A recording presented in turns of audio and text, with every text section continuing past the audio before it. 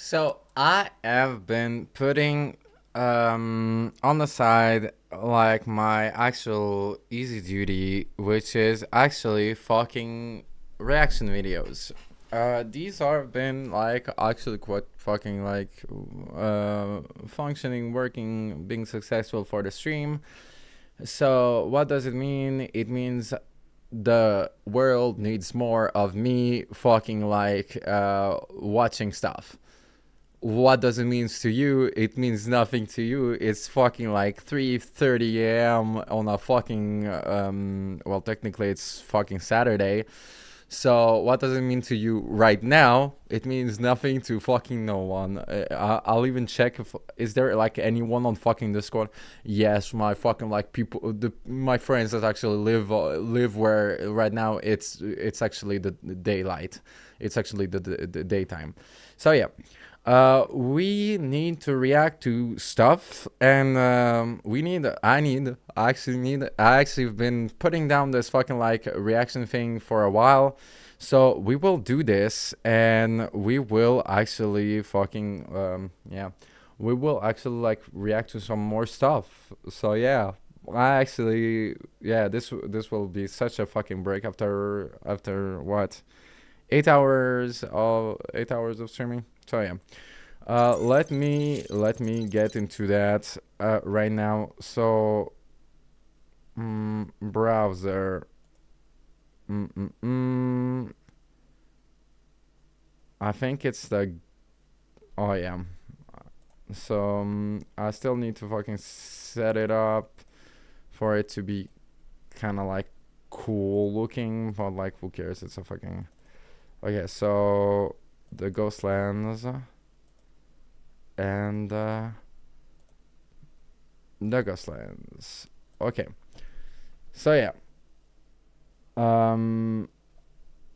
Why does the music didn't? Okay, so I wanted to actually react. So I wanted to react to some AI work that I've seen that is actually quite fucking legit, if you ask me.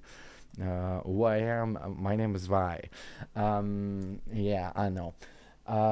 But this is actually quite fucking good, and the quality of it shows what AI can produce, what AI can produce for mega fans like me, as of WoW, right? Like WoW, but like other universes as well, and what storytelling. So yeah, boy Tyler actually like with a lot of like other people have been like working on AI, just creating some AI masterpieces, which we will react right now. So this is like kind of like storytelling type of like, basically we get like extra. This concerns me. This concerns me. By the way, look at ni hao. I speak fucking Mandarin, but yeah, so this work is actually quite fucking legit, and so let's check this out. So the Ghostland Sylvanas, shout out to yeah boy Tyler. He is doing like extra work. I don't know, let's check it out. Is there like subtitles? Yes.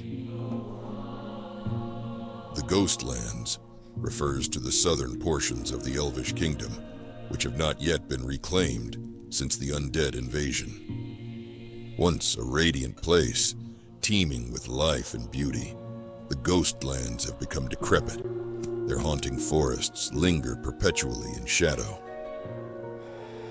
A sizable host of the remaining undead scourge still dwell in the deadened forests under the command of Darkhan Drather, the greatest traitor to the elven people.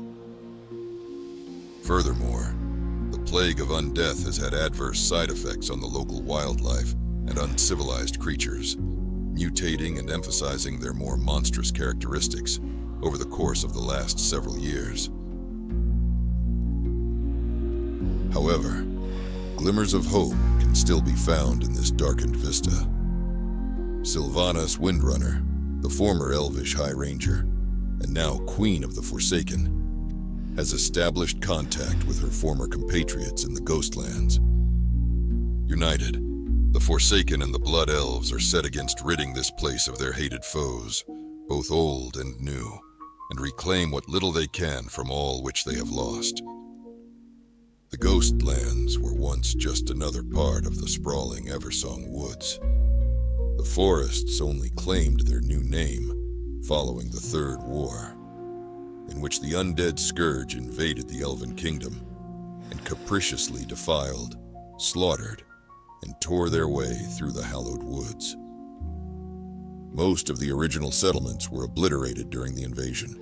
Their haunting ruins litter the landscape as monuments to the losses suffered by the Elvish people, inhabited by the rotting remains of their once proud denizens.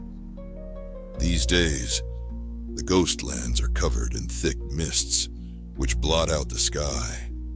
The trees cannot survive here, their leaves withering, and their trunks a sickly gray.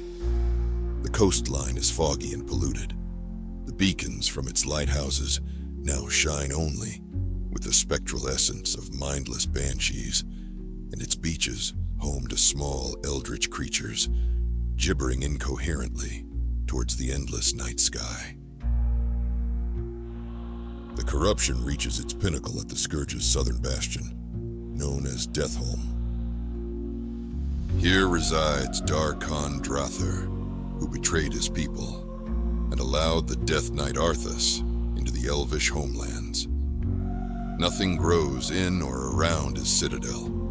Its buildings rise from the blighted earth at jutting angles, reminiscent of blades plunged into a festering wound. The composting heaps of soil are all that remains of Thas Allah, the High Elven Mother Tree, a facsimile of the Night Elven World Tree. It was in the tombs beneath Deathholm where the Scourge kept the lifeless body of Sylvanas Windrunner for a time, as her lamenting spirit anguished in the world above. And all the while, the traitor Drather was given command of the devastated forests by his newer, darker masters. In the years since, Sylvanas regained control of her will, as well as her original body, though now she is forced to possess its lifeless husk as a banshee. Sylvanas has taken command of other undead who have been freed of the Lich King's control, ruling her new faction known as the Forsaken. The Forsaken have rejoined their old highborn allies in the Ghostlands, though now the elves call themselves Blood Elves in honor of those who were lost in Arthas' invasion. Reunited in the town of Tranquillion, which has become the operational center for these unlikely comrades, the Blood Elves and the Forsaken make plans to retake the region from the Scourge. And while tensions sometimes mount between the living and dead in Tranquillion, a common cause, the total annihilation of the Scourge, solidifies their alliance. The Ghostlands is a tragic region, inhabited by those who have lost everything, yet never ceased to fight, for better or worse. The ghosts here are not just lingering souls, but ghosts of kingdoms fallen, ghosts of dreams forgotten, and the ghostly murmurs of those who seek retribution. It is here where the old allegiances were cast aside, be they by blood or by banner. But in the Ghostlands, new allies are made in the most improbable of circumstance by those who have been betrayed, lost, or abandoned, amidst the wreckage of a kingdom yet reborn. For too long, the Ghostlands have been left to evanesce into silence. The ancient songs of glory turned to languished wails until fading into the faintest whisper. But on a quiet day in the Ghostlands, if the wind is just right, and if you listen just close enough, you can still hear echoes of old victories beyond ruins not quite forgotten.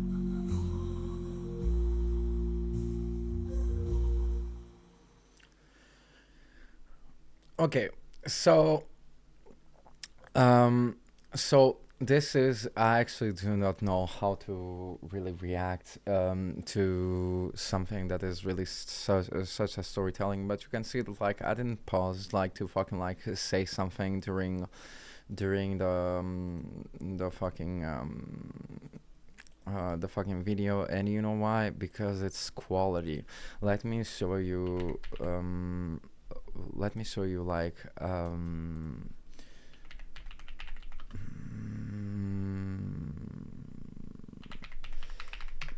let me show you like a random cutscene from like let's say Battle for Azeroth, right? So you just saw this. You actually just saw this. Let me just like, so the sound, right? So it's not as great, but this is like made for from like, so it's not as great, but which the undead scourge. it is like made by one guy, by a couple people. Shout out to them. Like check how fucking like beautiful it all is. Like, and this is kind of legit. So let's compare it to like Battle for Azeroth, right? So this is like Battle for Azeroth. These are like undead from like Battle from Azeroth, right? This is our beautiful and glorious Sylvanas, right? And this is like the same the Ghostlands. So here there is like the Murlocs. There is like one that is legit. This is what a Murloc will can look like in a movie, right? Um, so yeah, like it's actually quite fucking like pristine and fucking like beautiful, I must say. So yeah, yeah, boy Tyler. Yeah, here you go. Like, so this is like Sylvanas from the AI, right? And this is Sylvanas from the fucking like from the fucking uh from the fucking cutscene, the cutscene that was promoting the game, right? So this is actually fucking legit. Like, check this out. So yeah, and there is storytelling. I'm pretty sure. I don't know like what's the database. So basically, like AIs. So the way AIs work function is that like they actually use database from Google or like a private database. So a database is basically like fucking like hard drive, right, from the internet, that will actually take most of the fucking footage and like create something out of it. And so this footage that is created actually like can allow you to actually fucking like do this, right? Do something like this. So I wanted to kind of like show up how it is done. Like, I don't know exactly how it is done, but it still takes like a lot of efforts, right?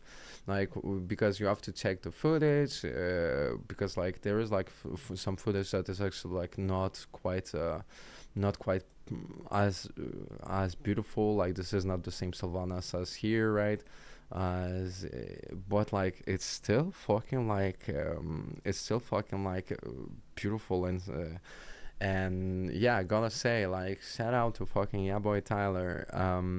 This is the and so basically the way he does it, I'm guessing, is that like he takes just basic like lore descriptions, right? Let's say a bit of details on on the Ghostlands, as well as delving into Sylvana's backstory from for the algorithm and SEO. I mean, because it's an interesting story that nobody has covered before. Yeah, real niche stuff with AI Sylvanas, Warcraft lore videos. So yeah, and so actually, where the fuck are the Ghostlands? Let me check this out real quick. Like, wow, Ghostlands. So the Ghostlands. Mm, mm, mm. So actually, so the Ghostlands are like the fucking uh, uh, uh, uh, um So the Ghostlands, it's actually here next to fucking like. So this is like the base starting zone for like blood elves and stuff. It's like I think like the second zone where like you get to discover like what a blood elf is. It comes back from like the Burning Crusade, right? The Burning Crusade. I'm watching the wrong camera. So yeah, the Ghostlands fucking like mesmerizing and fucking like just like fucking legit, man. Like fucking legit. Like, I love this work. I love this stuff. It adds up to some lore from let's to some lore that like we as fans of WoW we get to fucking like enjoy. And on top of that, if the people are as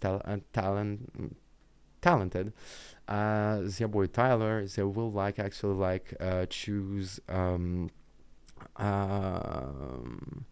niche stuff, so niche fucking like stuff, and like basically like uncovered stories, uncovered. I'm repeating whatever the fuck he fucking wrote, but like stuff that like Blizzard or like fans do not get the time to cover, and in a way that like we do not get the chance to fucking see. So yeah, shout out to yeah boy Tyler. You are doing the God's work, like on this work, like it's fucking like insane. It's fucking pristine. So yeah, so this is like the Ghostland Sylvanas. Check this out. Check Cowboy Tyler. I will react to some more of it because this is so fucking good. Uh, so yeah. Anyway, Dalaran is like 6 minutes. Um, uh, I guess I'll keep some more for like later. I've watched this like not too long ago. Let's watch Arthas. Arthas is actually a good one.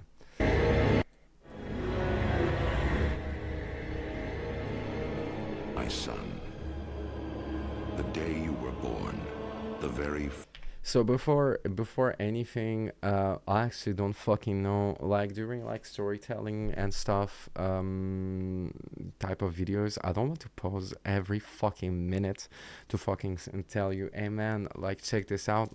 Let's just enjoy this together because again, it's the same dude. No AI and I. So basically, these people they actually like are doing like legit work. Like back in the day, this will have been like usable for like game footage. So yeah, so yeah, let's just check it out. I don't know how to react. It's like 3 minutes long, so we'll talk about it after the video, right? My son, the day you were born, the very forests of Lordaeron whispered the name Arthas.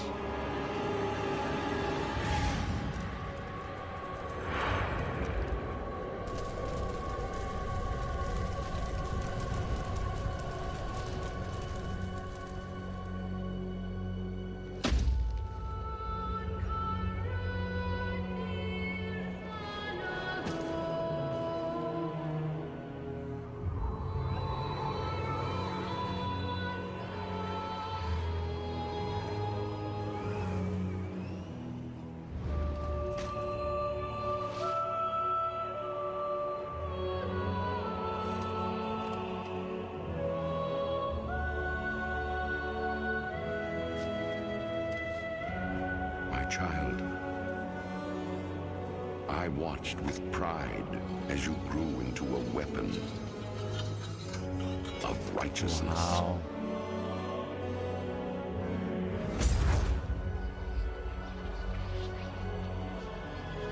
Remember, our line has always ruled with wisdom and strength.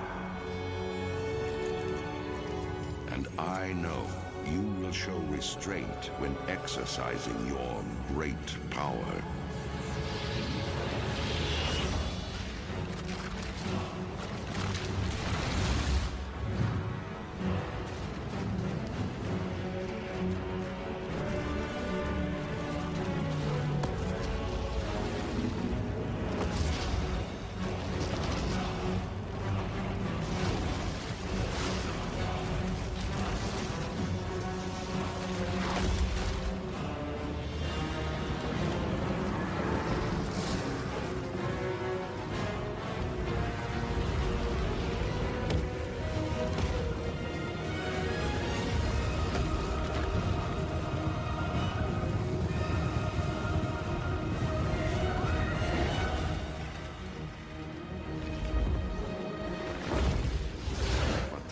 This victory, my son, is stirring the hearts of your people.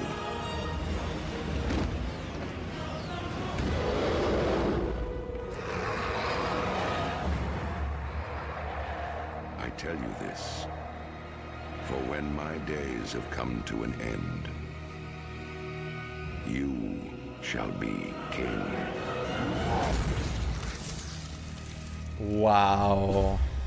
Thank you, AI and I. So yeah, so fucking like this is so fucking gorgeous. Like, look at. Can you believe that this girl doesn't exist? No one will.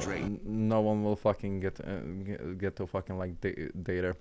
Anyway, so anyway, like this is like fucking legit as fuck.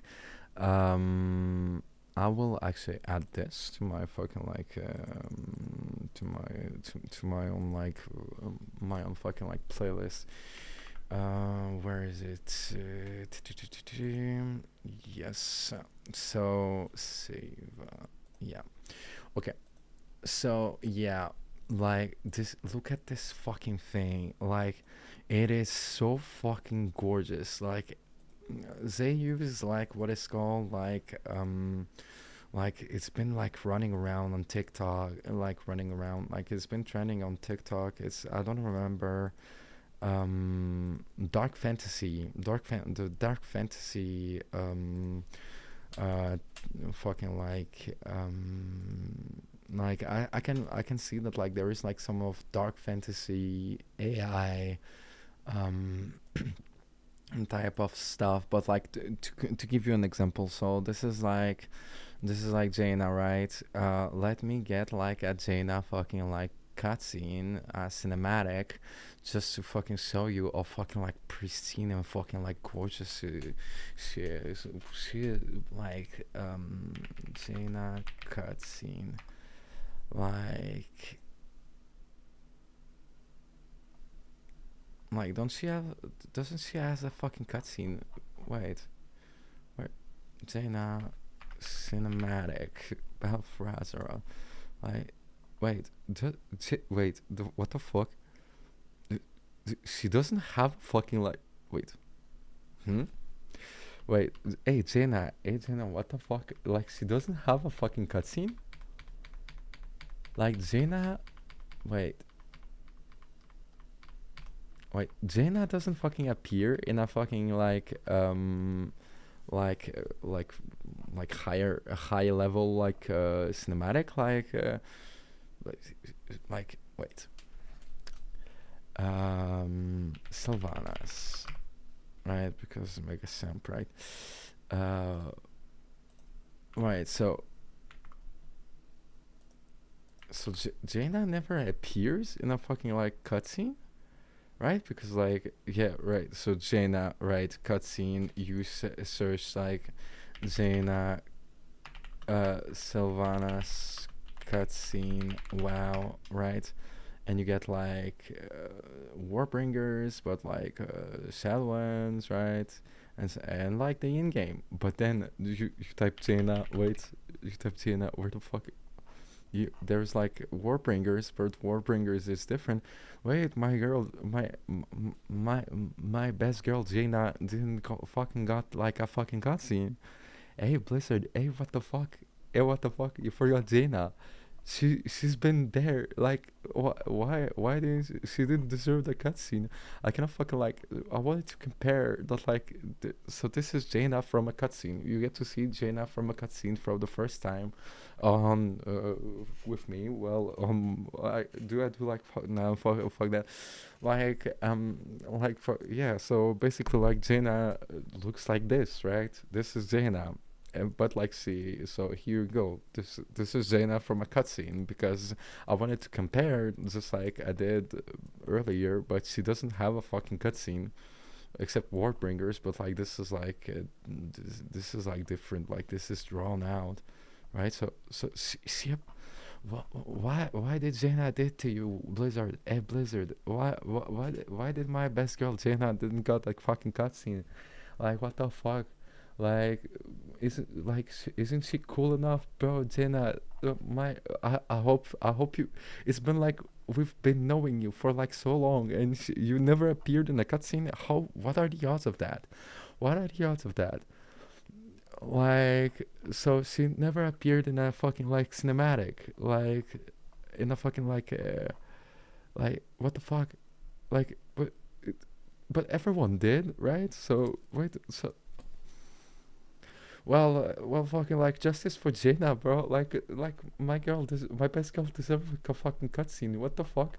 Like, well, here it is. You get to fucking see the cutscene here first, like from an AI from AI work. So this is Jaina from a cutscene. Here you go.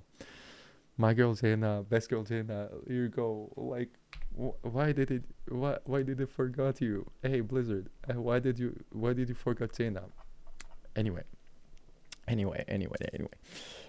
So I was saying.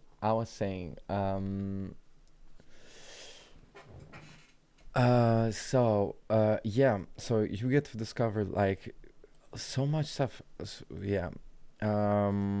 Artist generated movie, like there's like so much of this, but like this is so pristine. And so this comes from AI and I. This is a fictional video created using AI tools. So yeah, and basically like they use what is called dark fantasy TikTok. So this is like dark fantasy TikToks. Uh, will I get like banned? So let's say, so basically like dark fantasy TikToks are basically stuff that like dark fantasy POV. Can you show me like real dark fantasy? Like, where is it? Right, dark fantasy edits. Like dark fantasy. Wow. Right. Right. This is like, and so basically, there is like the same song going over and over. So this one. Right. And they just like show like stuff, like let's say wow, right? And so like, and they just show you like what the characters will look like from in a movie. And this is actually like quite legit stuff. Like it's been going around on TikTok. Like people are like to fucking fuck around with TikTok and say that like it's not legit, right? I don't really understand why. Like this comes from TikTok. This trend started from TikTok. Here you go. You get to see like all your favorite characters. Let's say I've seen like so many League of Legends, right? League of Legends. So League of Legends, I don't. I thought there was like League of Legends Dark Fantasy. No, there was like some fucking like legit fucking like League of Legends, but Dark Fantasy movie. And so this uses AI. This is Ari, right? Our ego. So, right, so this is like quite fucking like good, right? Check this out. Like Timo, for example, like this, you get like this is like movie like, and so these are the tools used. So I won't react to this, right? But like it's fucking like makes you, yeah. So some of them are like kind of fucked up, you know. But like this one is just a cat. Like for Yumis that did you dirty, huh? But like yeah, so dark fantasy. Let's say League of Legends. What other game like they've been doing like TV show like TV show. No, anime. It was like anime, dark fantasy anime, right? So no, it's like where is it? Like, let's say Dragon Ball Z, right? Bro, like, don't tell me this is not legit, bro. Like, don't tell me this is not legit, bro. And so, like, this is like one of the where is it? One Piece, right? If it was dark fantasy. Oh yeah, and there was like Naruto as well. Like, check this out. Like, what the fuck, dude?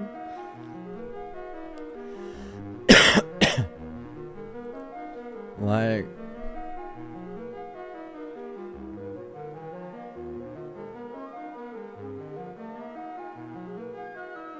and so this is like,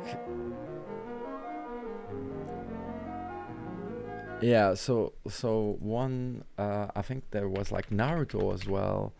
So yeah, Naruto dark fantasy movie. Like, there was like one with Naruto that I saw on TikTok. But like, yeah, basically they use like, I think they use the same you can see that like it's kind of like the same vibe. So they use probably the same tool, right, to do that. And so yeah, dark fantasy, like that, and this trend I'll actually fucking like, I have like a playlist of that, so I'll fucking like react to that as well. mm, Naruto, if it was like dark fantasy, right? S- So, like, don't tell me it's not fucking like. Anyway, so yeah, so AI work, you can see like there's filtering and there's like a lot of things that like you can do with it, but like, can you believe that like back in the day, like this was like fucking legit. I will stop saying that. This was like fucking like this was quality, like check out the fucking movie. Let me check. Uh, movie, like movie. Let's take the trailer, right?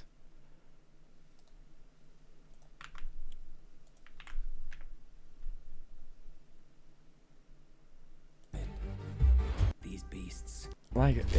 Like it's not as good, obviously, but like look at this, bro. Can we trust him?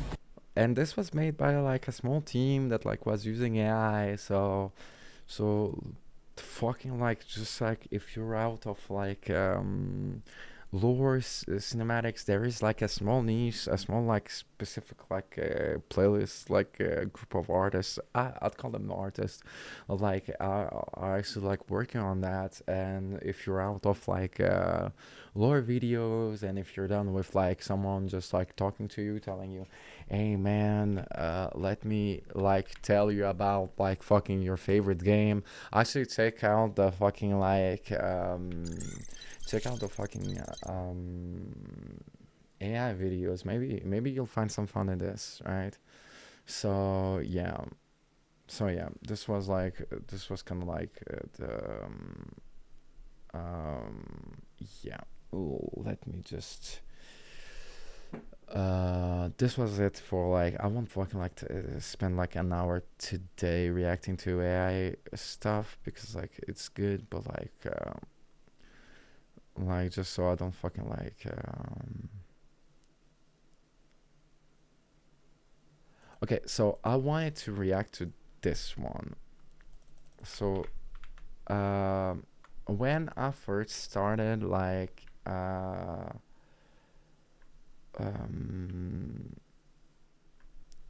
when I started like playing WoW, once again I actually watched this cutscene, and I was like, this is like a quite interesting cutscene. I think it's this one, right? The war within, shadows beneath, right?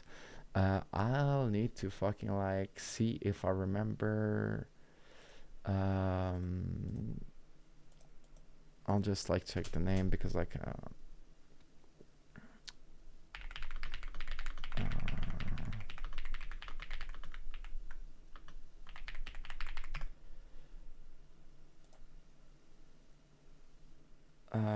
yeah, so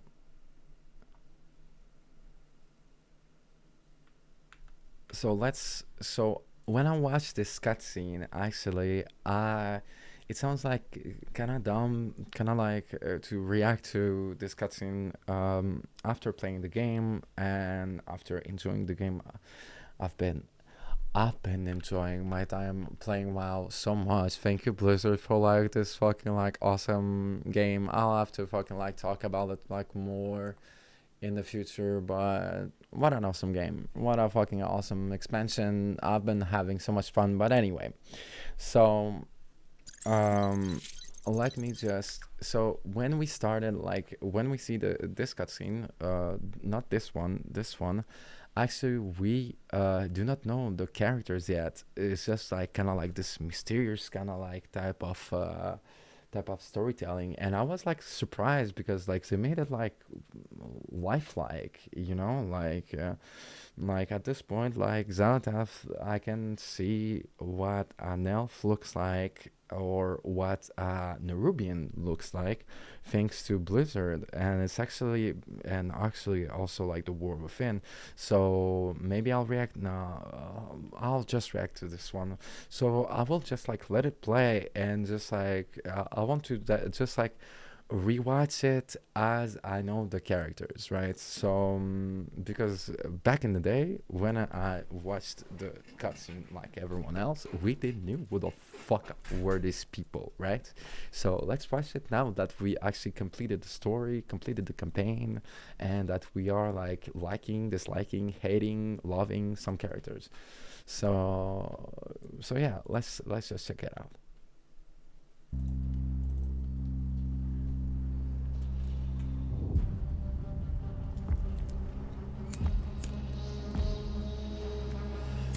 So the Earthens.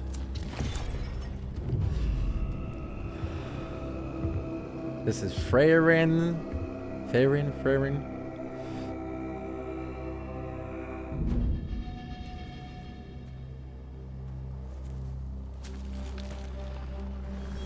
This is, I don't remember the name, but like we cross our path as well. But damn.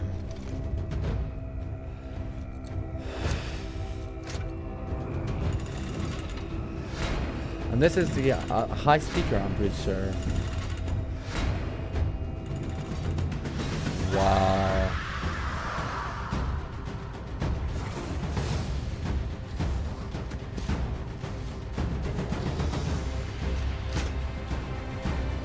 Oh my fucking god, this is so gorgeous.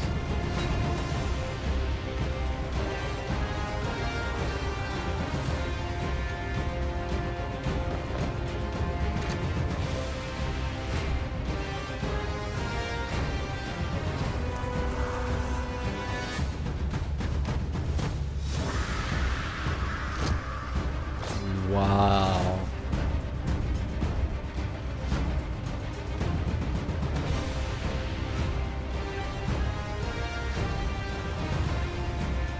And the Nerubians, right? The Nerubians.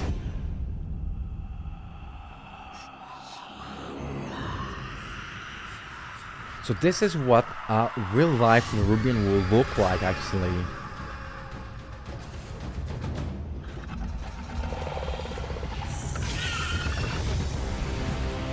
You're a scary, beautiful looking monster. Wow. Okay, so a lot of things to say. Wow, and Zelda. Can't you be more pretty? Can't you be more beautiful, Zelda? Anyway, so let's talk about it. So this is Freyrin. I will actually check out because I forgot. Who the fuck is the like that shot entering the Zeppelin? Oh yeah, I actually didn't notice. Like so because like with General Steel Strike, right, we actually enter like Ascot, right, and you can see like here the Zeppelin. You probably, if you didn't play the game, like if you didn't do the like the campaign and stuff, like you don't get to fucking like talk about it, but like this is actually fucking, yeah. So the Zeppelin actually fucking gets well hit, and you have to protect it after it's in the game. So this is actually so fucking like this is good storytelling. I love it. I'm such a fanboy, but like this is like fucking like, and yeah. So back in day, like this. Can you believe that this is like the same fucking like these are like the fucking Nerubians. This is Freerin, and this is like uh, uh, uh, uh, mm, mm, mm, like who the players are. So who are the who are the characters? I just don't remember name of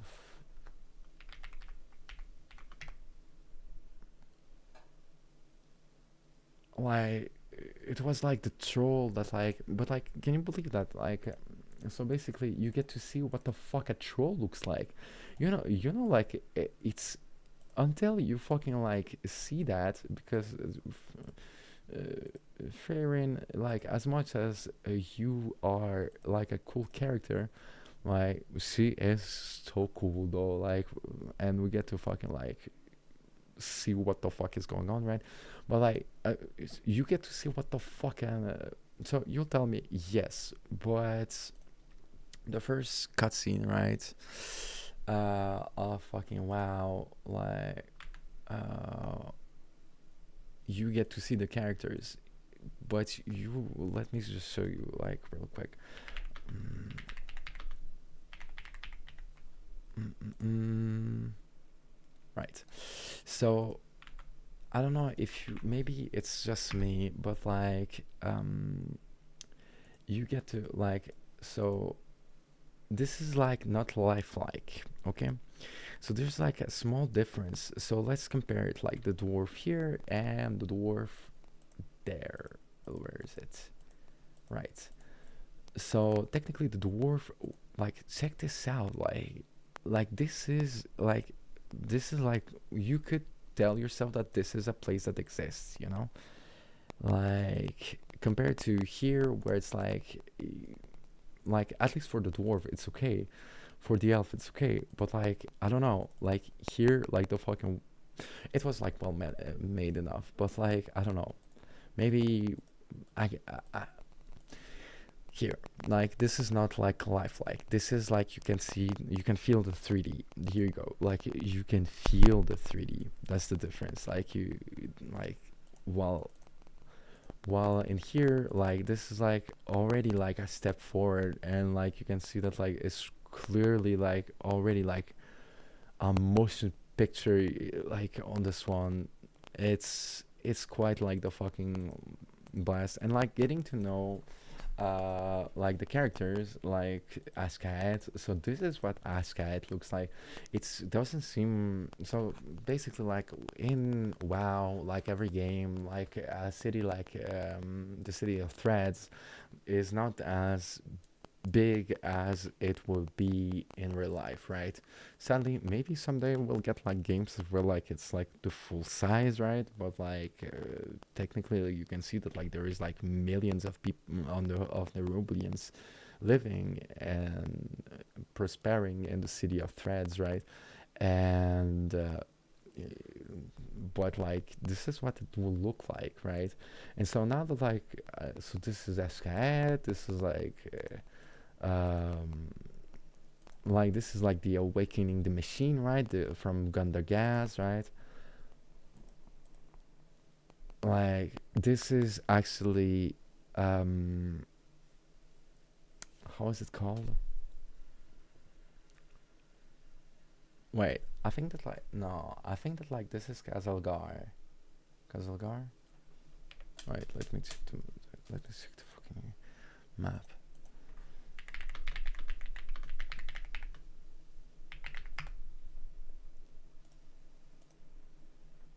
Yeah, so no, this is the Isle of Dorn.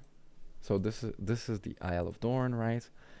And so yeah, like this is the Arathi, the blessed flames, right? With the priory and stuff. And this is like the whole Haskaad stuff. And there is my best girl fucking Xaladath. Like, wait, we actually missed it. Part 1, World Soul. Thank you. Like, this is such. Wait, we actually missed it again. Yeah, and this is like Xaladath, right? And like, this is so fucking cool. Like, actually, like, it was. I think that like now that like when they like I wasn't playing the game, but like when you get to play like when you were like actual player while discovering the game on release, it must have been like quite a fucking blast to fucking like just discovering, because I actually didn't make the connection back in the day when I was like streaming it and playing the game. But like, yeah, like anyway, so damn, like it feels different, and like it's interesting because like it's a cutscene that like you maybe some of the developers actually fucking like well like might as like you'll get to rewatch this once you fucking like play the campaign, right? This is like the troll, I don't remember the name, I cannot fucking find it, that like we were hunting like the blood of the old gods with. So yeah, like maybe like they thought about it, like once you play the game, fucking rewatch it, and now you'll understand what the fuck we were like talking about, right? So yeah, the war within cinematic, like actually like a cinematic, like reacting to reacting to stuff like this is actually like quite easy, and I will react and probably re-react to this in the future. But like this is like really really cool, because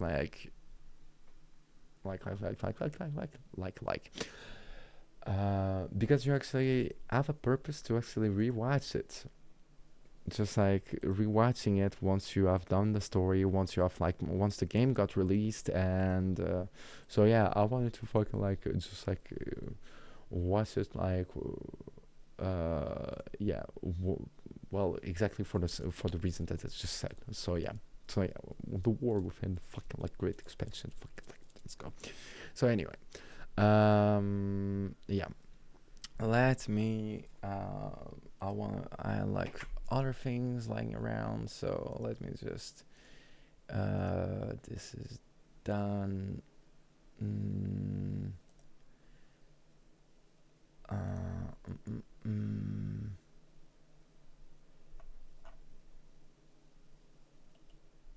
Okay, so we will talk about something absolutely different, but that is actually kind of like similar. I don't know. So yeah, let's check out the irreplicable beauty of vintage anime. So I am a big fan of I will save that actually, because it's actually the same vibe. Internet picks up quite a fucking like good find. Chipmunko channel like will so 90s anime, let's say like Ghost in the Shell, is actually quite a fucking beautiful thing. The Shell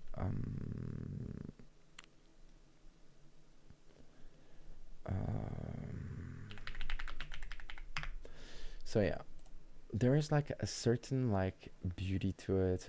Let me just like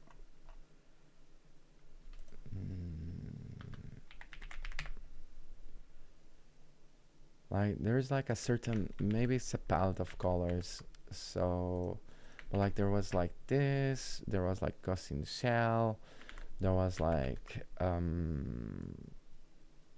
Showbits. No, it's not Showbits. It's like Slayer anime.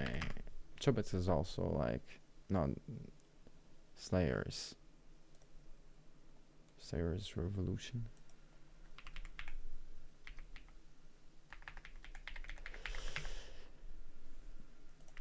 So yeah, you can clearly, like, maybe not on this one, but on this one, see it, as well as um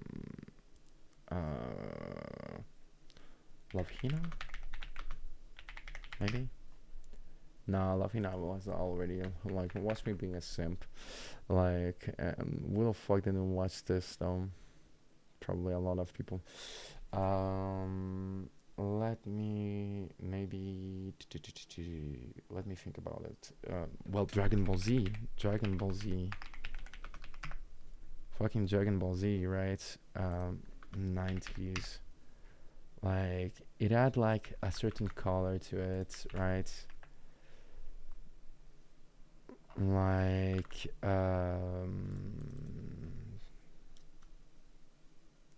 and actually one that actually kept it, One Piece. One Piece actually like has this fucking like same aesthetic, right? So you can maybe see it. I'll try to fucking like find. So there was like Ghost in the Shell. There was like maybe Bleach. Bleach was already like ahead of its time when it comes to like anime, like just like character design, and stuff. But like I'll just search. I'll just find the name better.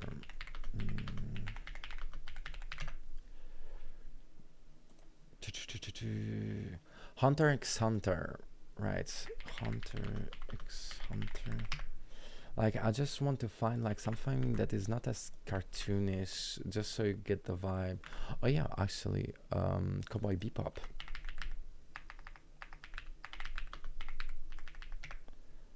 Right. So yeah, actually, the fucking like the poster child of like in the example used, so it adds like a fucking like something to it, you know.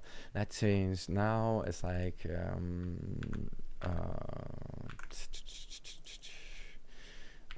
Demon Slayer, let's say. It's not like a criticism technically, like it changed for the better, for the worse, like it doesn't matter really. Or what was popular? Jujutsu Kaisen, right? So you can see the difference, right? So maybe not here as much, but like, or how is it called?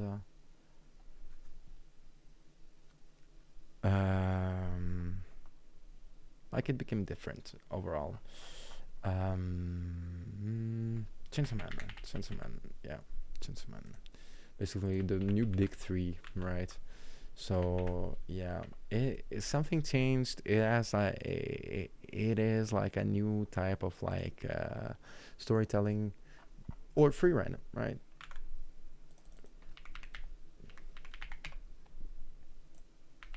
That is like, and you can see the difference like here, like between free ran and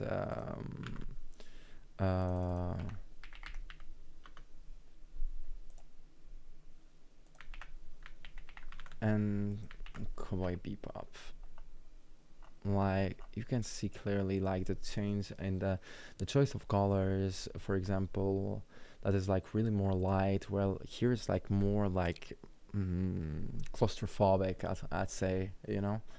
Like Ghost in the Shell is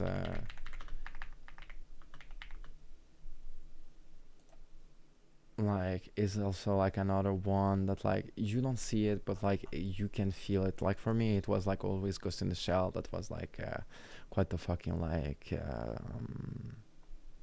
But yeah, so let's watch it.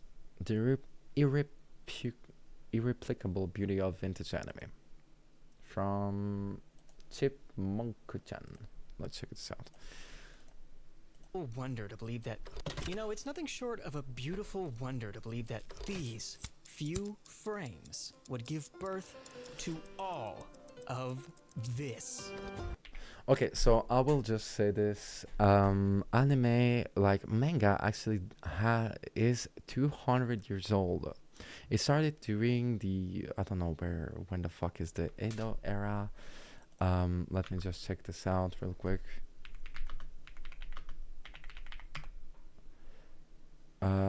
Yeah, so it was during the Edo period. Can you believe that? So 200 years ago, anime was developed. So let's rewatch it. That's why, like he says it, because it started from fucking like nothing 200 years ago, and now you get to fucking like be a simp or like about your fucking best favorite best girl or whatever the fuck. So yeah. You know, it's nothing short of a beautiful wonder to believe that these few frames would give birth to all of this.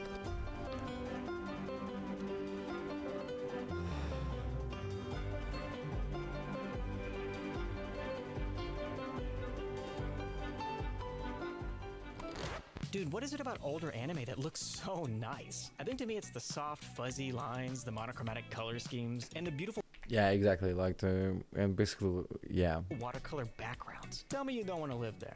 You're lying. You're lying. The thing that makes my brain explode with serotonin is easily the bloom. Oh my god, that grainy, blown out haze. It's easily the warm Exactly. This was. bloom. Oh my god, that grainy, blown out haze. Yes, you get to see here, like this is Ghost in the Shell that I was talking about. So And yeah, it's easily the bloom. Oh my god, that grainy, check this out. This is also like Ghost in the Shell, like blown out haze. It's easily the warmest and most aesthetic part of VHS anime. There's something completely irreplaceable about the eons of blood, sweat, and tears of traditional style animation. I mean, I'm really trying to stay objective when I define my thesis here, but god damn, I mean, look at that. To me, this is the zenith of visual media. There's just something about it that makes me stare slack-jawed at my screen in complete awe. Hi, I'm Chimoku-chan, and I haven't watched an anime since Obama's second term. So what exactly makes an anime vintage? Well, my loose definition is that any anime that wasn't... I'd say it's actually like the so character design, so the way the eyes and like just like it's drawn, but also like the color, the choice, so the style of color used. Vintage anime used colors that were like way more let's say powerful, right, compared to just like what I was talking about. So like bright, not bright, but like just like it was darker, but also it was like more visible. How can I fucking say it? Anyway, like it was just like more powerful colors. Made completely digitally would be considered vintage. Look. Let me just show you an example. Yeah. Look, if it starts with this logo, you know you're about to watch a certified hood. And Trigun, yeah, Trigun is also like a good example of like a vintage anime that like has this like fucking like style to it. Easily my favorite era that anime ever went through would probably be the tradigital era. This term was coined by Judith Moncrief and later popularized by Jeffrey Katzenberg. He was the CEO of some company, I don't remember. The methodology applied in tradigital animation is that cells are individually inked, painted, and photographed atop a background, and its result is something almost magical. A lot of people bring up Akira in this regard, as the film's process is entirely watchable as a documentary. But an example I'd rather use is one of Lupin III.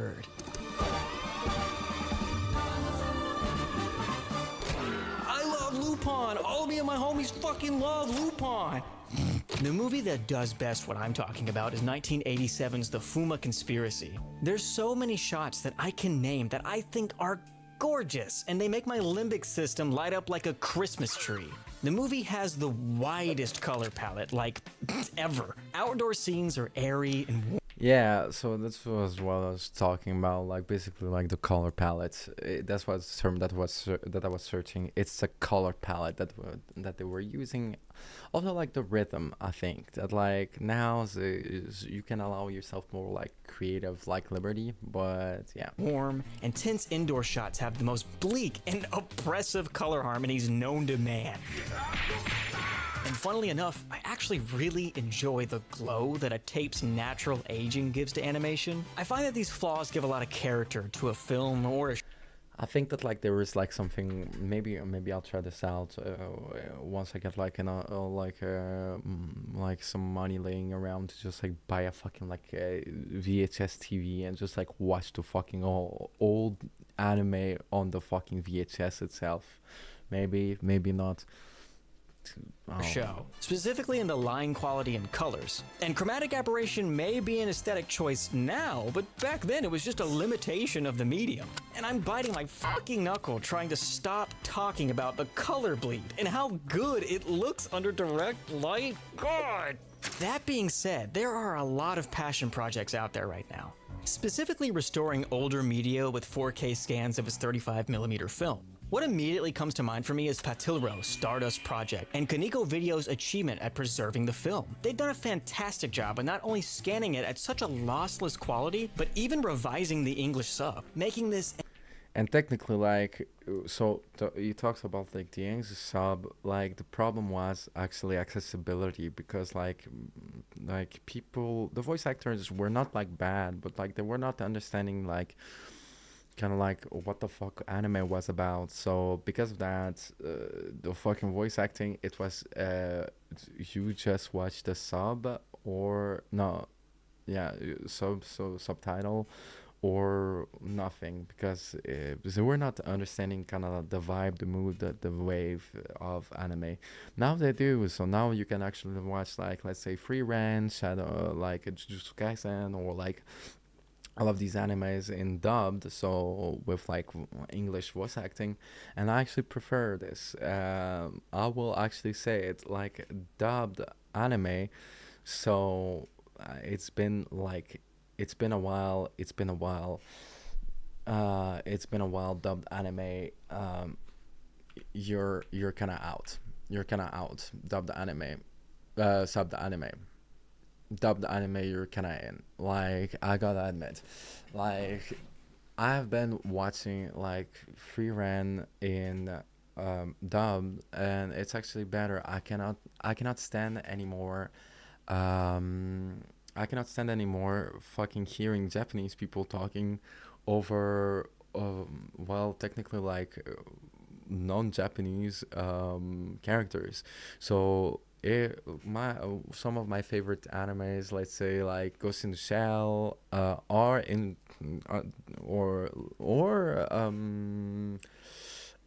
how is it called? Demon Slayer takes place in Japan, right? So I will keep watching the sub, as I would, or Bleach, right? But I cannot fucking stand to like once you do the fucking like once you actually like fucking do the transition to actually to watching dubs, well, basically you get to fucking understand what the fuck it's all about. Firstly, you don't have to fucking read all the time. Now, like the voice actors actually understand what vibe anime is all about. So it's actually like fucking like go as hard as the fucking Japanese voice actors, right?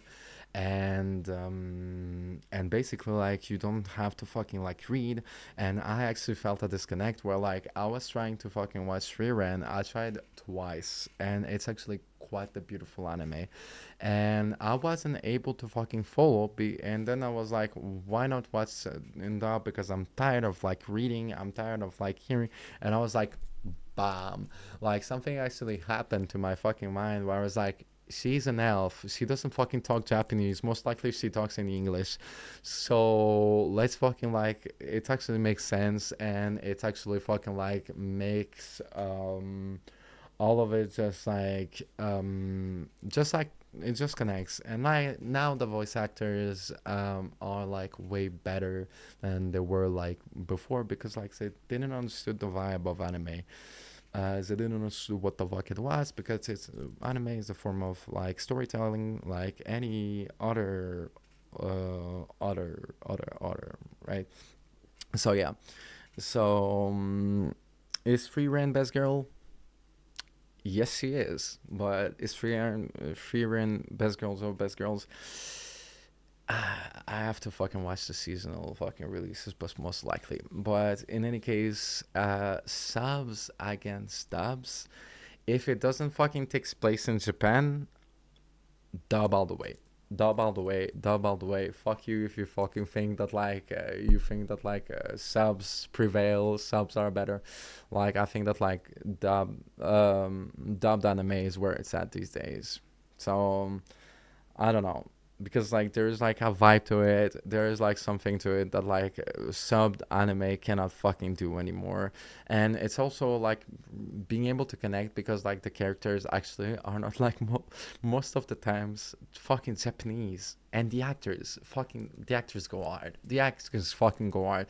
So try out dubbed anime, like, and fucking like give it a try, because like if it's not taking place in Japan, I do not fucking like submit to subtitles anymore. So dub over sub, if not in Japan though, but dub over sub.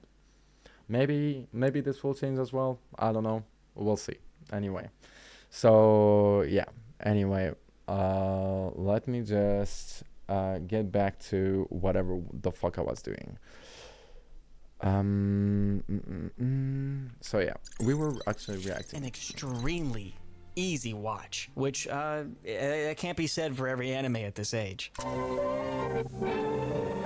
I think it'd be a crime not to speak in brief about the vaporwave movement and its children, like VHS pop and city pop. The medium saturated with graphics of girls and 80s anime. Like Sailor Moon and city pop are just inseparable. Sailor Moon is actually another example. I must admit, I'm a victim to the craze. I've got extremely fond memories of watching old side videos that would play clips of Cowboy Bebop. And now to me, the two are kind of married. It fits perfectly with the aesthetic, and it's hard to articulate, but it's kind of got Toonami vibes. I'm sure you get what I mean. Bang. Saib? Shit. And I really do owe it to those who made these music videos with classic. Actually sub. Yes, actually sub. Yeah. You're doing like anime. The marriage of audio and visual is really elemental, and it's one of the best synergies I've ever seen. It's actually watching these videos again that spurred on this video idea. I wouldn't have fallen in love the way I. So this is also like something that is really important. The fact that like it's a matter of rhythm. Like vintage anime just has this fucking like rhythm to it that like basically is like uncompared. Like just it's his own fucking thing. It's his own vibe. It's his own. Had it not been for them. So if you're out there, guys, thank you. So, do I believe that this era of anime is the superior art form? Something indomitable and we've peaked as artists? No, not necessarily. But anime created from the 1950s all the way up to the 1990s demands we take a look back at it, as we're probably never going to see something like that again. And I have a confession to make. I don't think we should ever go back to tradigital animation, even after I've spent. I think that's wrong, because like now it's a style of like that can be replicated, reproduced. So vintage anime will be back if someone actually like finds like some reason to actually do it. But yeah. And so long praising it, I've got to dash all my hopes of it ever returning for one simple statement. Animating is hard. And I mean, really hard. The reason the industry was able to make the jump was due to the improvement of technology. As computers got faster, they also got cheaper. But the latter never Naruto got any should less look like intensive. so And the workload fucking wasn't the only thing to bad. stay the same either. Animators overseas can expect about $2 per frame of animation. That's huge earnings if you were a computer, but as someone who's slaving away at 100 frames a day, it's not adding up to much. At least, not proportional to the work you're doing. I found a video a while ago that was tagged as Yeah, like arts, like the people fucking like doing the animation are so underpaid in Japan, but like this will change. How? Let's hope this will change. Intentional ASMR. It's a mini doc about Studio Trigger's development on Little Witch Academia, and for the first few minutes, I completely understand what the poster meant. This is an incredibly quiet, studious, and cozy environment, and it feels good. Yeah, so and the environment is good until you fucking like discover what the fuck the rhythm is. So basically these people who work like 15 hours a day, something like that for some, like the fucking dude that does One Piece and Bleach, they were like doing like some of the anime part for the anime. Like I mean, like this is crazy, like Japan level of like hard work. But if you listen to what the people behind the desks are saying, your heart would immediately sink. 全然ダメだ僕ってなりますね。結構ずっと長く考えて書いたやつとかを、吉成さんが修正する時とかは他の作品とかだとやっぱ時間がなくて、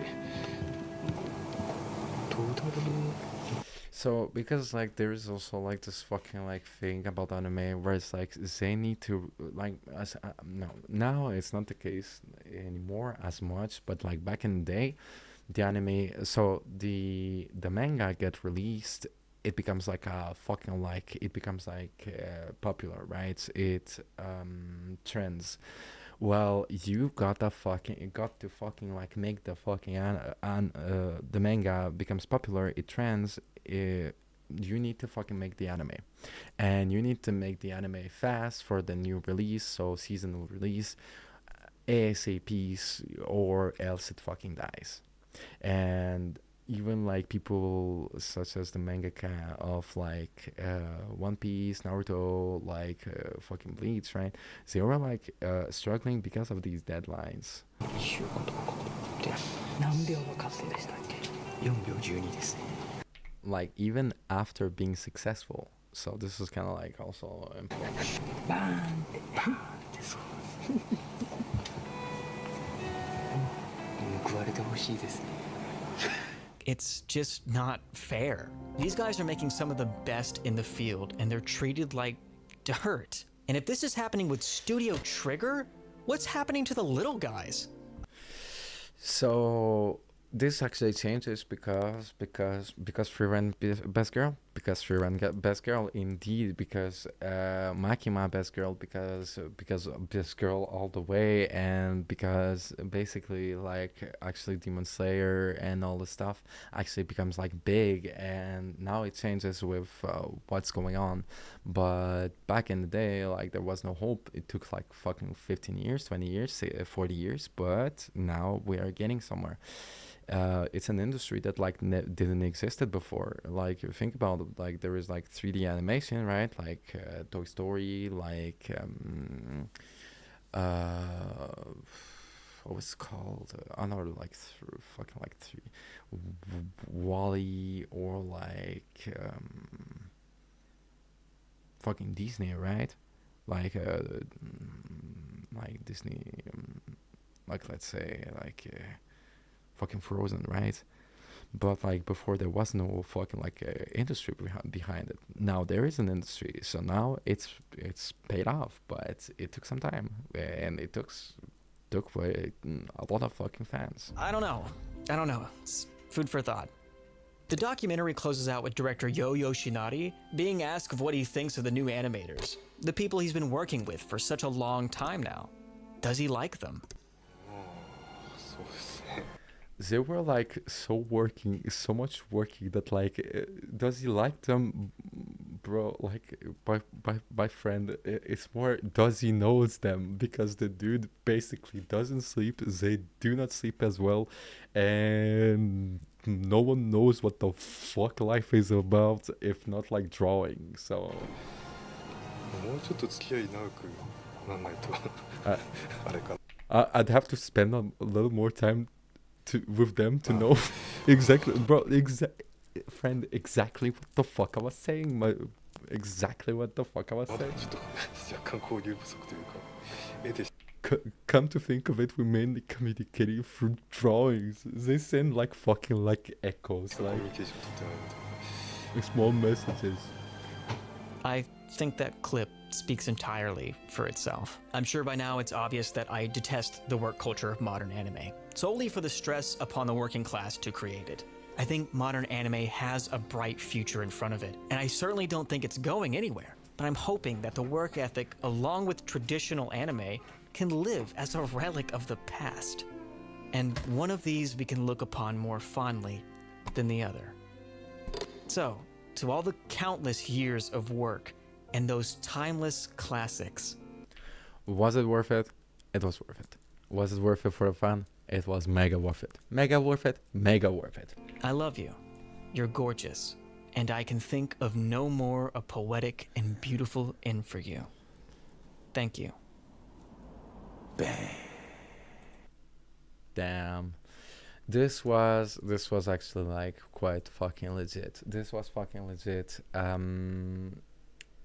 Thank you so much, Hipmonko-chan. Like the irreplicable beauty of vintage anime. So yeah, we got to fucking like talk about like a couple things, and yeah, like subscribe to the channel if you didn't, and if you do, leave some love, leave some leave whatever, just like good stuff. Anyway, so yeah, good stuff. Let me just, all right.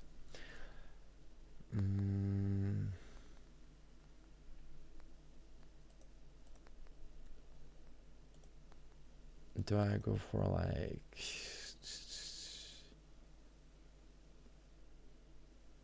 let me just check.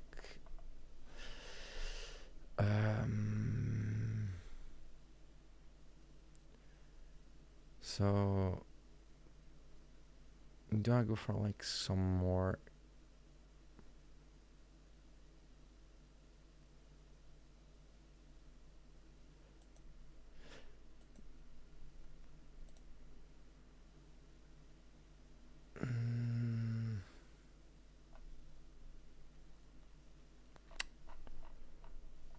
So do we talk about anime or do we talk about WoW, huh?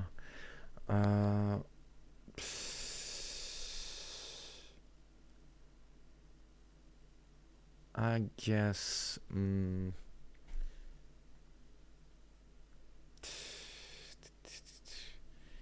I don't fucking know.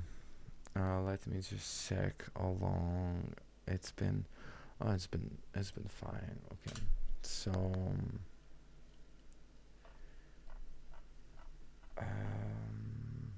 I've been watching like so much fucking stuff, and I'm like, let me just check my fucking watch later list. Pretty sure like I can find something.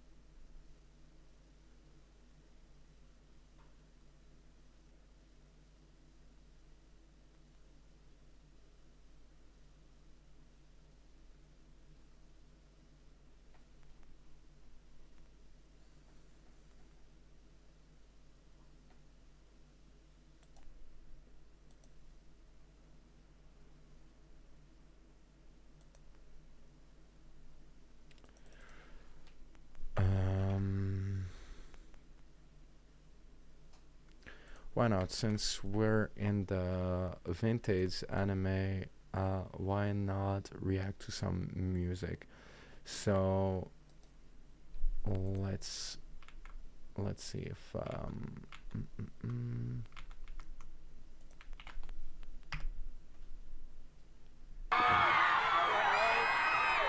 So this is the punk rock MBA. This dude is mega legit. Like this dude is fucking like the fucking like source when it comes to like I am a fanboy of new metal, so don't bully me too much. But I this dude actually like makes some beautiful stuff that talks about like rock culture, music culture, like basically like emo culture as well. So welcome for the two people that still believes in fucking being sad, and that being sad is great. Is poetic. But yeah. It talks about like bands, it talks about stuff. So let's watch like some stuff about Limp Bizkit. Like we've been talking about like fucking like vintage anime. Like why not fucking talk about Limp Bizkit? So yeah. So Limp Bizkit, what the fuck it is? If you don't know what the fuck Limp Bizkit is, it's like basically like a couple songs. There is like some more that are like fucking awesome. Mainly like they've done like some like I'll recommend like they've done like take a look like break stuff, rolling, but like there is like actually like a lot of songs like that are quite fucking like beautiful if you fucking dig it dig a little more in their art. They're not all cringe and like all like scene type of stuff. So yeah.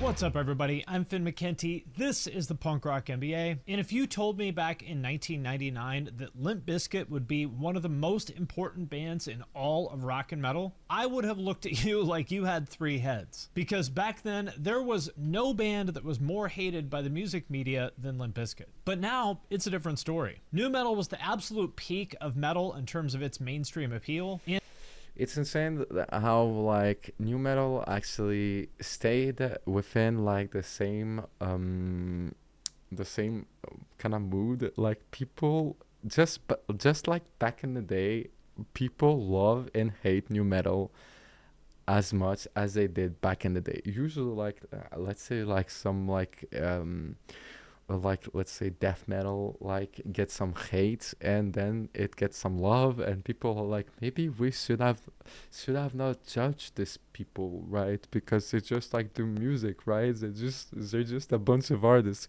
But new metal remained within like a state where like it's as hated as it was, it's as fucking like fucking loved as it was. It is as emblematic as it was. But like it's really strange that like only new metal, just maybe because we're like emos. Well, new metal is basically emo, all the scene kid like is like the scene stuff, the fucking like emo stuff, and yeah, scene emo, and what else, and goth stuff, like some of like kind of like, yeah. And Limp Bizkit were and are the kings of the genre, with over 40 million albums sold. And to this day, that image of Fred Durst with his backwards red hat takes you right back to watching Nookie on TRL with some Yeah, fucking MTV and fucking like just all these TV shows were so fucking off, but like they really created like a connection with like the new artists and stuff, where like it's not like this person that you cannot like fucking talk to anymore, you know, like at least like some of them. And then the creation of like who would have thought like maybe like rap during like when you do like rock music, what the fuck? And people lost their fucking mind about this, and people got hated for liking it. Bagel bites and a Mountain Dew after school. At this point, they're icons. And they've achieved all of that despite the fact that they've never really gotten an ounce of credit from critics or the media, being labeled as like white trash or frat boy music, or even indirectly blamed for the loss of life. You have a crowd who are excited, inebriated, and you give them a band to help them release that energy. What do you think's gonna happen? So how did they? Yeah, I mean, like the fucking like. Yeah, like this will always happen. Like no matter what the movement is, like if there is like someone new popular and something happens, it's your fault. They do it. How did Limp Bizkit go from being this little band in Jacksonville, Florida, to one of the most hated bands in rock, to now being, well, icons? Those are the questions that I will answer in this video. And also, I want to thank Capulet Fest for sponsoring this video. It goes down the weekend of July 1st and 2nd at Thompson Speedway in Thompson, Connecticut. They've got over 30 bands booked, including some very heavy hitters like All That Remains, Norma Jean, Memphis May Fire, Anne Berlin, Emery, Skylit Drive, and Woe Is Me, among many, many others. Personally, I really like Picturesque, who are playing on Sunday, and several of those bands will also be doing meet and greets. The whole thing is all ages, there's going to be food trucks, there's vendors, and a fireworks spectacular on both nights. It's 2 stages, it's 2 days of rock with over 30 national bands. Basically, it's the ultimate rock festival for New England. And if you want to check it out, the best deal is the Capulet Royal Pass. That gets you everything. You get 1 weekend ticket, you get meet and greet for both days, weekend VIP parking, early entry, air-conditioned bathrooms, and VIP merch. And best of all, if you use the coupon code PRMBA, you can save 10% on a single day and 15% on a 2-day pass or the Capulet Royal Pass. So check it out at the link in the description of this video, or go to capuletfest.com, and please follow them on Facebook and Instagram at CapuletENT. Partner. I was like, thank you for like leaving like some follows to do, because like the event is already over, even like if you're watching the video. So, but yeah. Keep on rolling, baby. You know what time it is.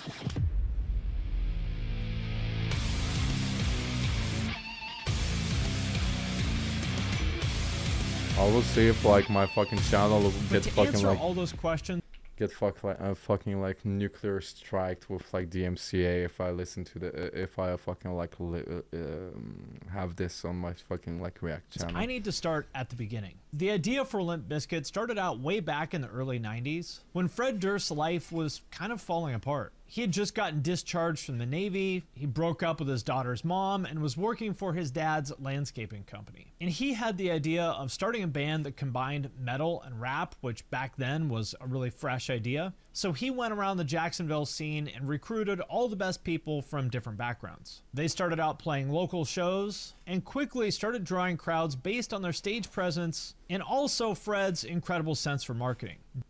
So this is something that actually like can happen in America, and if you actually like follow my see my fucking socials, you can see that like there's like a guitar like right here. This cannot happen in Europe, and fuck you, fuck you, because like I think that like this is not something like you cannot draw crowds and like do something like it's even like more difficult here, but like now yeah, fucking like good luck to fucking like do this in Europe. Some people do, but there's this fucking like, hey bro, like my life is fucking over, let's make a band and it fucking works and it fucking functions and it becomes like successful. Fuck you Americans, you have a privilege like from like other small artists that like we don't have. Like now with internet, it's actually like okay, but still like I cannot fucking just like show up and tell myself I'll fucking go to California and I'll fucking start a band and make the fucking thing work. Where the fuck do I go? Yeah, let me fucking like I'll go to fucking like I'll go to what the fuck is the capital of the United Kingdom? What the bro? What? How the fuck did I forgot that?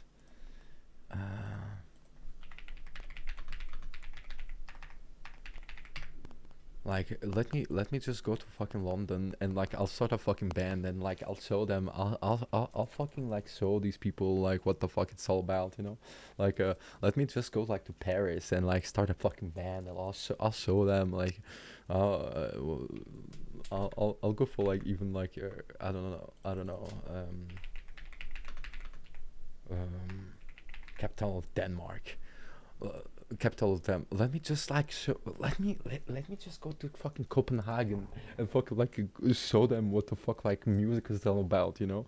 Like, and then like the American is just like, yeah, like I went up to fucking California, bro, like New York, bro, and I fucking show them what the fuck music is all about, you know?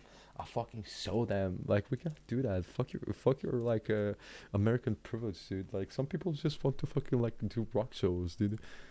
Danny Wimmer, who is now the founder of these huge rock festivals like Aftershock and Louder Than Life, but also owned a venue in Jacksonville and hosted many of the early Limp Bizkit shows, said they had the biggest draw for a local band. They went from playing to like 10 people to 800 within months. Fred was just the genius marketing guy. It was incredible. He's so in touch with the kids. And one example of that is the band's name, which is, well, to put it bluntly, terrible. Although, to be fair, it's not as bad as some of the other names that they considered for the band, like Gimp Disco, Bitch Piglet, and even Blood Fart. But as Fred later explained, that was Bitch all Piglet. deliberate. The entire point of the name was just to get attention. The name is there to turn people's heads away. A lot of people pick up the disc and go, Limp Bizkit, oh, they must suck. Those are the people that we don't even want listening to our music. And to go along with Fred's marketing brain, there was Wes Borland's creative brain. Wes originally started out as a visual artist who even went to school for sculpture with the goal of doing special effects in movies. And he channeled that into all kinds of ridiculous things for the band, like wearing a bunny suit on stage and all his other outfits over the years, that immediately made them stand out from all the other local bands. And the point I want to make here is that from day one, the band knew that making music was not enough. If you want your music to actually be heard, well, you need to do something to get attention. And they knew that for better or worse, sometimes being hated is just as good as being loved. The Reckless Crew was a breakdancing group that Fred formed. He just loved to battle other people to show him that he was better. But what I'm always especially interested in is that one moment in any band's career when they go from nothing to something. Because that is the one domino that when it gets knocked down, makes all the other dominoes fall down. And for Limp Bizkit, that moment happened in 1995 when Korn came through Jacksonville, was sick of it all, and Fred talked Korn into coming by his tattoo shop after the show. I'd only been tattooing for like a couple weeks, and I lied to them and told them I'd been tattooing for a long time. We were drunk, they were drunk, they fell for it, and it got them back to the house. I drew up this thing that said Korn, and it kind of looked like horn, but Fieldy was so wasted that he was like, yeah man, let's do it. And that was the beginning of their friendship. Korn took an unsigned Limp Bizkit on 2 tours, and that was it. They had finally made it out of Jacksonville. And I hear like a lot of like so basically like the Jacksonville's like an important city for like rock, but like this type of rock, whatever, it's still like. On the back of that momentum, they signed with Flip Records and went into the studio with Ross Robinson and came out with their first album, $3 Bill Y'all Completed, as well as a brand new distribution deal with Interscope Records. But the album didn't really do much when it came out, and it looked like they might be yet another one of these bands with some local hype that was never able to turn that into any sort of national attention. And again, what I'm always interested in are these sort of specific moves by a band that changes their career. And for Limp Bizkit, the next one of these was a controversial marketing move by their label. Hey man, wake up and smell the concrete. Strange to see you change like the LB. They were having very little success getting their first single, Counterfeit, on the radio, so the label decided, why don't we just... Yeah, there's a lot of like bands that like it's just like it's either the way you fucking look like, the way you fucking feel like, or the way you fucking sound like. But if you don't have like either, like there is always like something that is like this got me hooked, this got me like addicted, you know. And it's like I don't know, like for them it's like at this point like. In this era, it was in this epoch. It was still like people were like quite fucking innocent when it comes to like marketing and like music, and like it's not fucking YouTube anymore. Like it's not like, it wasn't like fucking YouTube where like you can find like fucking fucked up stuff. Just like some random dude like showing up on the stream and be like, let me fucking like allow me to fucking like allow you to fucking listen to me for like 5 minutes and fuck your life up because you never saw someone as fucked up as me, and you didn't even know what the that like I was about to fucking do my magic trick, my special trick, you know. Pay for airtime. Interscope paid an Oregon radio station $5,000 to play that song a minimum of 50 times over 5 weeks, with a disclaimer before the song that this was a paid placement. And somehow or another, word. Like some people are like such like different, distinctive like perspective of like just like their lives that like just get to fucking see that, and like it was like that's why like bands like this fucking like it's a huge thing with like TikToks and stuff like that. It's just a fucking like become like multi-fucking like international type of stuff right away that fucking goes on TV, and it's just like fucking super like dude basically like go fucked up and say something, and it's like not on TV but for me, and like this is like it's it can happen, like nobody does this kind of way,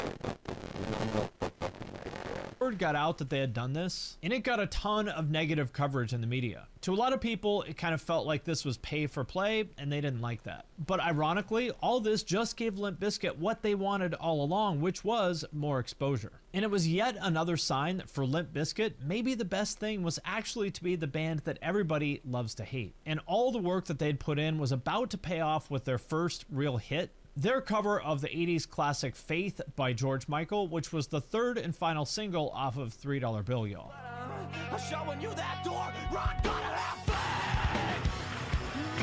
By pure coincidence, George Michael had recently gotten arrested for allegedly showing his junk to a cop in a public bathroom, so his name was in the headlines, and that helped make this cover even bigger. It was their first song to really get picked up by radio and MTV, and with that, they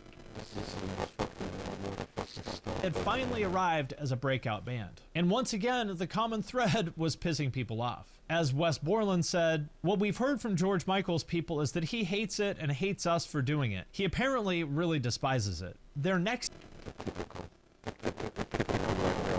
big move was joining Ozfest 98, where again they leaned into the hate by coming out on stage from a giant toilet. As Fred Durst described it, everyone was saying Limp Bizkit is shit, so we said, okay, we'll be shit. We'll make a gigantic toilet and come out of it like 5 turds. We got their attention. They were watching the show and they were buying the records. You gotta do that sometimes, man. And if you haven't noticed the pattern yet, it's very simple. The more people hated Limp Bizkit, the bigger they got. As a Rolling Stone piece from around this time put it, this here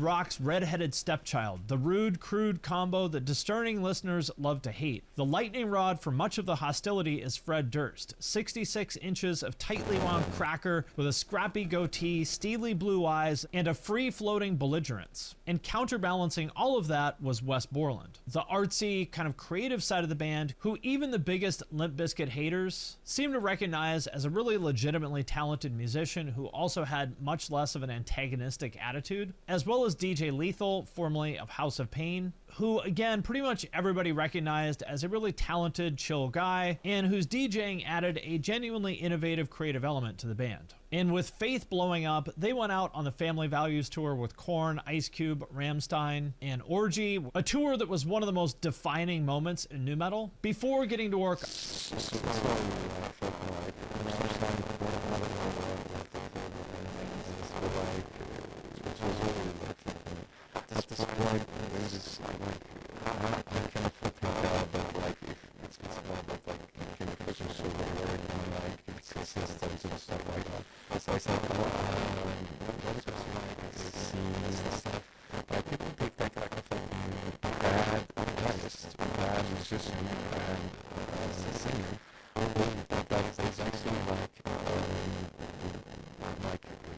stable when it comes to working, compared to an exceptional musician, an artist that is like unstable and just like basically like a basic 9 to 5 like modern job type of culture when it comes to like being an artist.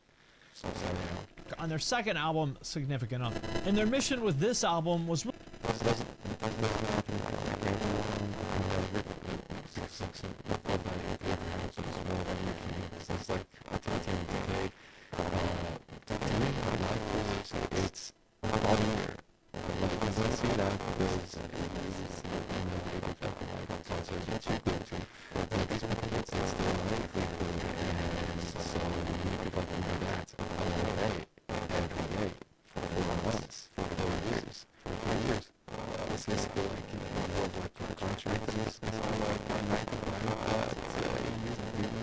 really to get out of Korn's shadow. As Wes Borland said, too many people started calling us Baby Korn. Korn showed us the ropes of touring, but I don't think we've taken anything musically from them. Anyway, it's time to leave the mother's nest, which they definitely did with this album. On the back of singles like Nookie, Rearranged, and Break Stuff, the album hit #1 on Billboard and catapulted Limp Bizkit to stardom.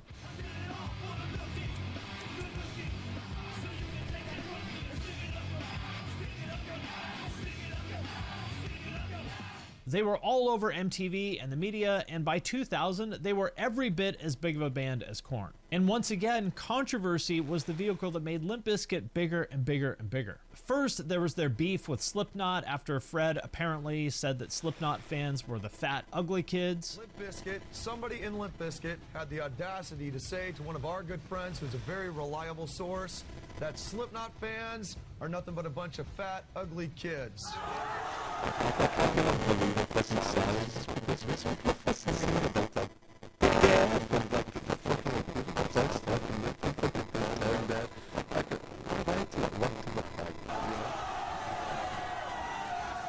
There was also Fred Durst's rumored relationship with Britney Spears. Apparently they had spent some time in the studio together. Fred said that there was some sort of relationship beyond just work. Britney said there wasn't, and regardless of what actually did or didn't happen, the point is that it kept both of their names in the tabloid headlines. And what could be better marketing for a band than potentially smashing the hottest pop singer on the planet? Whoever thought you'd be banging Britney Spears? You had the world's biggest virgin. We definitely weren't boyfriend and girlfriend. Nobody ever said that. Right. You banged her, and you had feelings for her. It could have developed into something, but she had to like distance herself. I'll tell you right now. Go ahead. Girl is a liar. They also got dissed by Eminem in his song Girls because they got caught up in his beef with Everlast.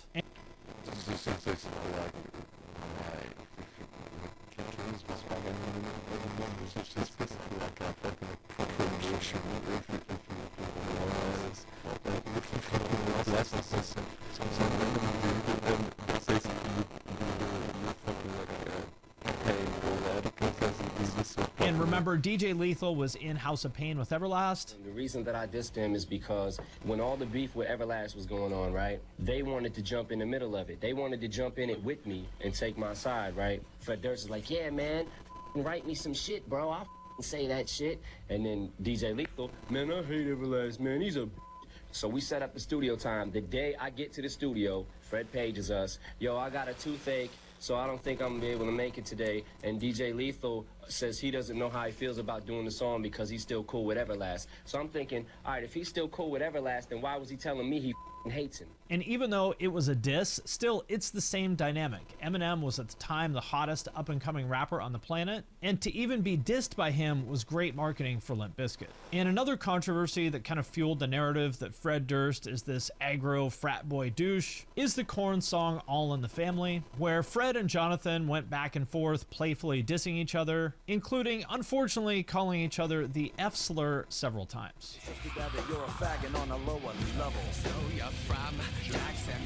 This was obviously not well received by a lot of people, but again, it got their name in the headlines of everything from Rolling Stone to the LA Times. But all of that paled in comparison to what I think of as the defining moment in Limp Bizkit's career, which was Woodstock 99.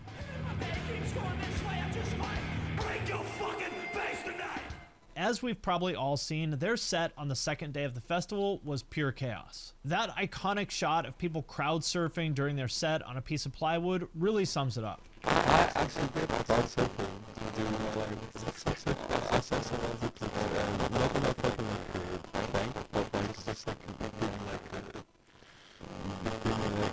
fucking just like pushed by people until the end of the fucking thing. So basically when you do this, so if people are not playing on the fucking things and just like playing on people, they just push you to the fucking like end of the fucking like concert. So I got to fucking do this, and this is actually fucking easy. People hate you all the way, and they touch you all the way. You scared to lose your phone, but like this is like concert is just fun as fuck. Like you get to fucking do that. I don't even know how the fuck you get to do concert. It's always like all this stuff tell you to let fucking do it, but people do it when you're concert. You just feel like fucking like fucking people. It's just like fly, you know. So it's actually like it's so fucking fun. You don't feel like you're doing for the most part, even though like when you say just like sushi and sushi like so you go from there, right? From your mind from there to there to you go always there, like you talk back of the crowd, you know. So yeah, that's what sort of thing. Like if you put the fucking sense, fuck you do it. Like this is mega worth it. Iconic shot of people crowd surfing during their set on a piece of plywood really sums it up. And the rest of the festival was dangerously close to Mad Max territory as well, with food and water shortages, open sewage flowing everywhere, and worst of all, several reported accounts of assaults. And Limp Bizkit was implicitly, and maybe sometimes even explicitly, blamed for a lot of that by promoters and the media. You have a crowd who are excited, inebriated, and you give them a band to help them release that energy. What do you think's gonna happen? Which personally, I think... Yeah, I think it's so good to like you could have put into the crowd. I think like people going through like more alcohol than fucking like that. A lot of people fucking like get inebriated.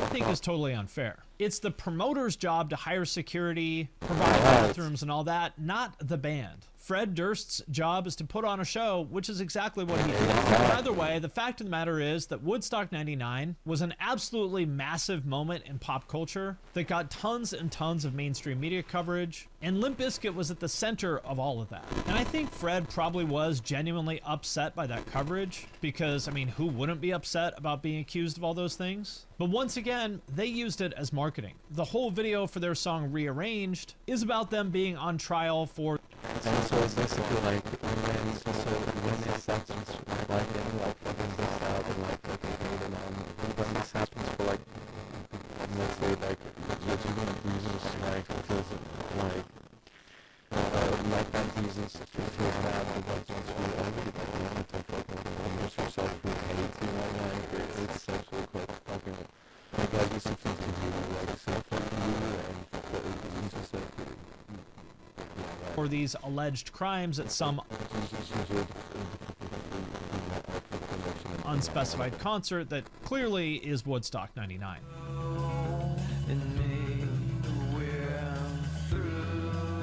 And I'm not going to say that the band did all these things as some sort of like cynical marketing campaign, but I do think that Fred in particular knew exactly what he was doing. As he put it in a Rolling Stone interview from 1999, it's another reason to not like this obnoxious band. This guy who starts riots at shows, stage dives, pulls chicks on stage, tells promoters to kiss his ass. You gotta hate this guy. Well, I hope it turns into the guy you love to hate. Like Danny Wimmer said about them back when they were just a local band, I think Fred Durst has always had an incredible natural sense of marketing and how to create pop culture moments around the band. For example, my personal favorite, his duet with Christina Aguilera. Can anybody see that we gotta get it out? Get it out! Get it out! We gotta get it out! And again, this was not an accident. This is just how Fred's... Yeah, this is also like something that like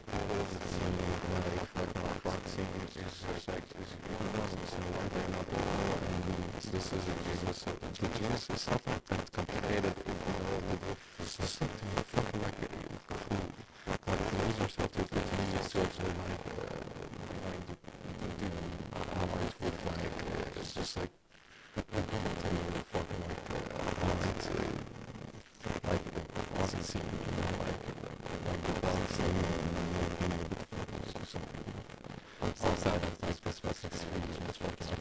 Its mind works. As he said to Rolling Stone, "This kind of shit I get off on. I'm at parties with Jack Nicholson, Dana Carvey. I'm at places where they hang out. I'm on all the A-lists." And just to be clear, I don't mean any of this as criticism. I think Fred Durst is genuinely brilliant at what he does, which is getting attention. And the fact that Limp Bizkit is the music is good too. Like, I think that he forgets to fucking talk about it.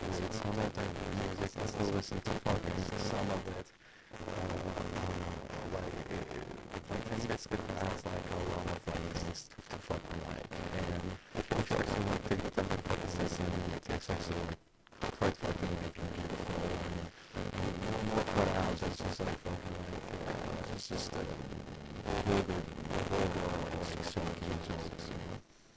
still headlining festivals, and that anytime they do anything, it's on all the news sites, is proof of that. Because what this reveals is something that I've talked about many times before, but I'm going to keep talking about, which is that this isn't really the music business, it's the entertainment business. Just showing up and playing your guitar is not enough. I know that a lot of musicians don't like to hear that, but it's just reality. And this is true.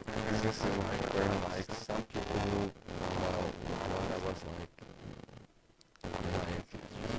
you need to have like something special. Like you need to like some entertainment, something to fucking like you're something, you know. Like at least but you know like a lot of like choices when it comes to rock, like I love the chances to fucking find it, you know. And I think that is a huge part of why rock now is less popular than it was in the 2000s, when you had people like Fred Durst, Corey Taylor, and Pete Wentz, who understood how to play that game and were constantly in the headlines. Whereas these days, it feels like people in rock bands are almost ashamed of standing out. Like, being some sort of larger-than-life character that people pay attention to is a bad thing. Like, aside from being some sort of larger-than-life character...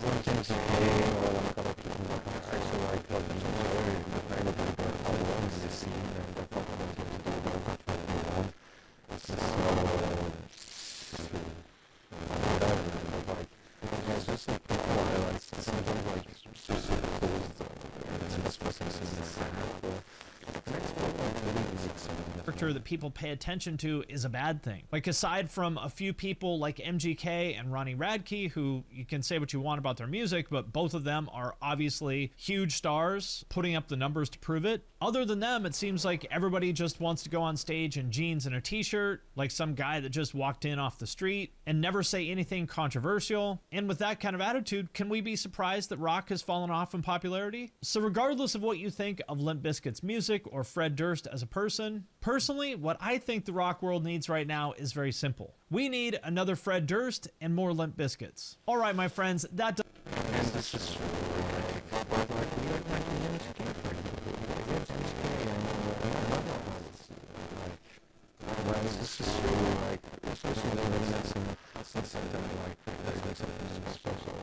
does it for this video. As always, let me know what you think in the comments, and I would like to thank everyone who supports on Patreon, especially those of you who support at the True Cult level or above. Patrons get all my podcasts and videos early, there are members only channels on my Discord that I'm super active in, I do giveaways, and there's even a way to have me review your music. So if any of that sounds cool, hit the link in the description of this video. And with that, I'm going to sign off for now, but we'll see you next time.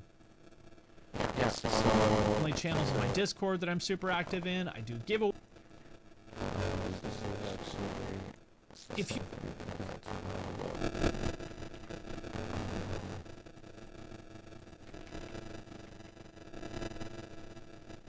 you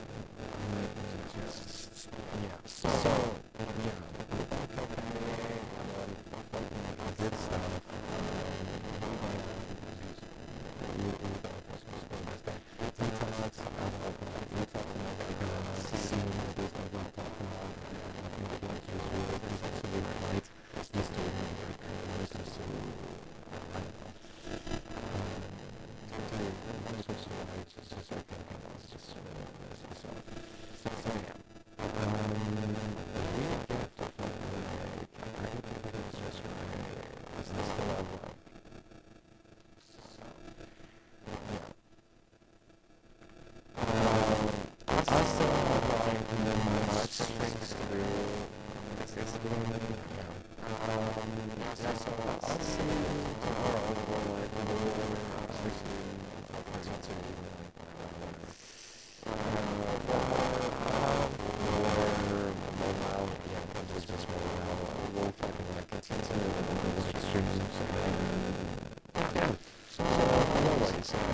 very toxic.